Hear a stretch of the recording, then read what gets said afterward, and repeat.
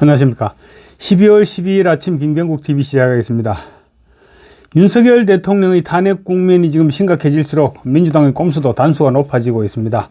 교묘한 꼼수로 여당을 속이고 더 나아가서 국민들까지 현혹시키는 그런 짓거리를 하는데, 가히 타고났다고 할 정도로 아이디어는 교활하고 또 수법은 갈수록 교묘해지고 있습니다.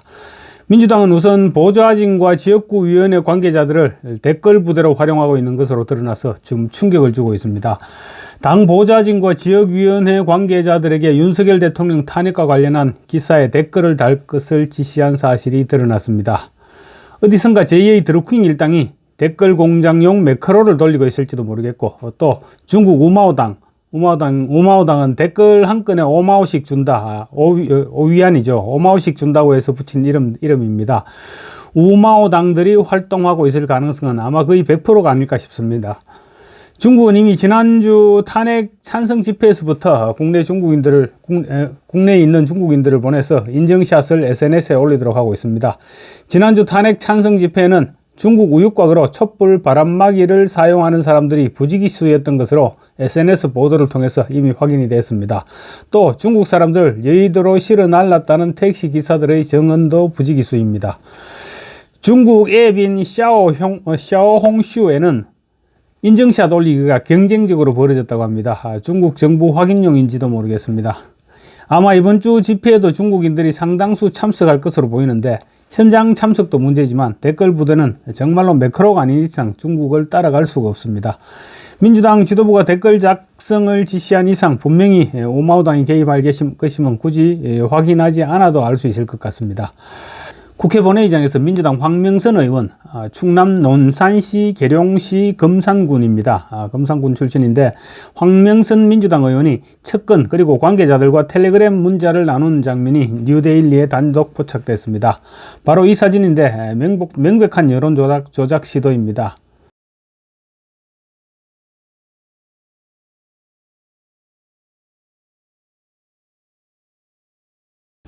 이 텔레그램 방에는 12명이 가입되어 있었다고 합니다. 보셨듯이 황 의원은 이날 텔레그램 문자를 통해서 당 요청 사항입니다 라면서 보좌진, 지역이 텔레그램 대화방 대문 바꿔주세요. 그리고 탄핵과 관련하여 기사 댓글도 적극적으로 이렇게 전달했습니다. 보좌진과 지역구 관계자들을 통해서 기사 댓글을 달라고 지시한 것입니다. 민주당은 과거에도 드루킹 댓글 조작 사건에 연루돼서 홍역을 치른 바 있죠. 친문재인계의 적자로 불리는 김경수 전 경상남도지사가 해당 사건에 연루돼서 2021년 대법원에서 징역 2년이 확정돼서 형을 살았습니다.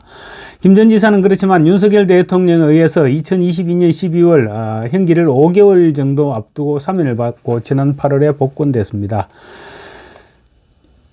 민주당은 또 14일 두 번째 탄핵을 반드시 통과시키겠다면서 집회 총동원령을 내리고 탄핵 집회 7대 행동 지침도 만들었습니다. 채널A가 입수한 윤석열 탄핵 가결을 위한 행동 방안에 따르면 총 7가지의 지침이 적시됐습니다. 탄핵 동참을 위한 현수막 내걸기, 국민의힘 의원 지역사무소 앞 기자회견 또는 집회 실시 등도 포함됐습니다. 국민의힘 지역사무소 앞 집회와 조화는 물론이고, 또 집 앞에 커트칼도 갖다 놓는가 하면 밀가루와 달걀 테러도 지금 서슴지 않고 있습니다. 또 매일 오후 5시까지 지역위원회별로 일일 활동 보고를 제출할 것을 지시해 놓았습니다. 그러니까 지금 여당 의원들 지역구 곳곳에서 건조 집회가 벌어지고 있는데 다 이유가 있었던 것입니다. 온갖 꼼수도 지금 등장시키고 있죠. 당장 매주 토요일날 탄핵안을 국회 본회의에 상정하는 것만 해도 그렇습니다. 평일 탄핵안을 상정할 경우 지방의 지역구를 둔 의원들은 토요일 탄핵 집회에 참석하지 않습니다. 그러면 탄핵의 동력이 많이 떨어질 수밖에 없습니다. 토요일 탄핵안 상정은 또 특히 여당 의원들을 향해서는 탄핵안 찬성을 압박하는 효과를 노리고 있습니다. 토요 집회에 군중들이 몰려들기 시작하면서 여당 의원들이나 여당 당직자들 그리고 국회 직원들이 위축감을 느낄 수밖에 없다는 것입니다. 그래서 11일 나경원, 권성동 의원 등을 비롯한 국민의힘 3선 이상 중진 의원들 18명이 우원식 국회의장실을 방문해서 윤석열 대통령 탄핵 소추안을 토요일 본회의에는 상정하지 말아달라 이렇게 강력하게 항의하고 또 촉구를 했습니다. 김상훈 정책위 의장은 우 의장을 만난 뒤 기자들에게 토요일 본회의를 열어서 대통령 탄핵 소추안을 상정하는 의도가 집회 시위자들이 토요일 날 국회의사당으로 집결하게 되고 또 국회에 있는 직원, 당직자, 국회의원들과 맞닥뜨리게 할 의도로 보는 것이다. 이렇게 말했습니다.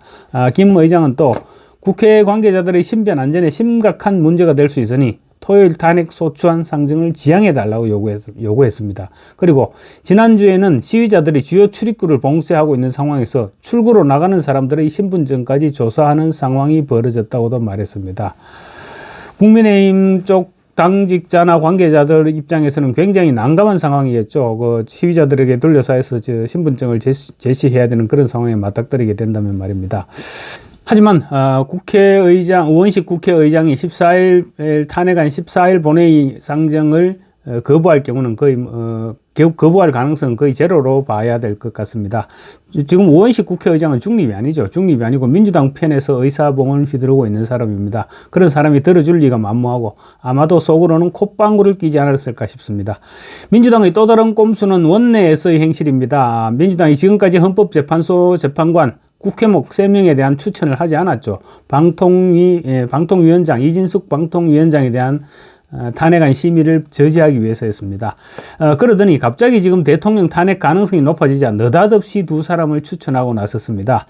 민주당이 추천한 후보는 정계선 서울 서부지방법원장, 그리고 마은혁 서울 서부지법 부장판사 두 사람입니다. 두 사람은 모두 진보 성향 판사 모임인 우리법 연구회 소속으로 골수 좌파입니다. 마은혁 판사는 특히 민노당 보좌관과 당직자들의 국회 점거 행위에 대해서 12명 전원에게 공소기각 판결을 내리는가 하면 현직 판사이면서 고 노회찬 전 의원이 운영하던 민간연구소 후원의 밤 행사에 참석해서 10만 원의 후원금을 냈던 적도 있습니다. 정계선 판사는 뇌물수수 등의 혐의로 기소됐던 이명박 전 대통령에게 징역 15년을 선고하기도 했습니다. 국민의힘은 판사 출신인 조한창 변호사를 국민의힘 몫으로 추천을 했습니다. 국민의힘이 물러터져서 그렇지 이번에는 뻗치면서 시간을 좀 끌어서 했습니다. 민주당이 서둘러 헌법재판관을 추천한 것은 윤석열 대통령 탄핵안을 신속하게 처리하기 위한 꼼수라는 비판이 나오고 있는 마당에 국민의힘은 기다렸다는 듯이 재판관을 추천할 것이 아니라 버텨서 했다는 말입니다. 민주당이 확실한 좌파 두 사람을 추천한 것은 대통령 탄핵을 의식한 것이죠. 국민의힘이 재판관을 추천하지 않고 버티면 윤석열 대통령이나 또는 만약 윤석열 대통령이 탄핵을 당한다면 대행의 역할이 되겠죠. 어쨌거나 헌법재판관 궐석을 채우지 않을 명분을 만들어주는 것입니다. 민주당이 특히 정치적 중립을 유지하고 헌법적 가치를 수호해야 할 재판관들을 특정 정치 이념에 치우친 인사들로 추천한 것은 헌법재판소의 정상적인 기능과 역할을 훼손하는 것은 물론이고 사법부까지 장악하려는 시도가 아니겠느냐, 이런 지적도 지금 피할 수 없습니다. 좌파들이 이런저런 꼼수를 들이밀 때 멍청하게 앉아서 당하고 있지만 말고 맞서 싸우고 여론전에 나서면서 같이 꼼수로 대응해야 됩니다.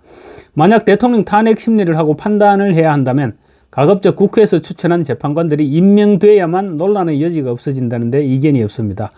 그렇다면 대통령이 임명하지 않으면 대행이 굳이 임명해야 할 이유가 있는지도 살펴볼 일일 것입니다. 감사합니다.